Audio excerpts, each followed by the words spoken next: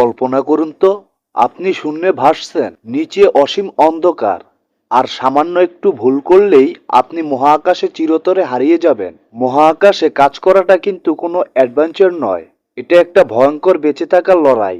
আপনারা নভোচারীদের যে স্পেস স্যুটগুলো দেখেন, সেগুলো আসলে বাতাসের চাপে বেলুনের মতন ফুলে শক্ত হয়ে থাকে। এর ভেতরে হাত নাড়ানো কতটা কষ্টের জানেন?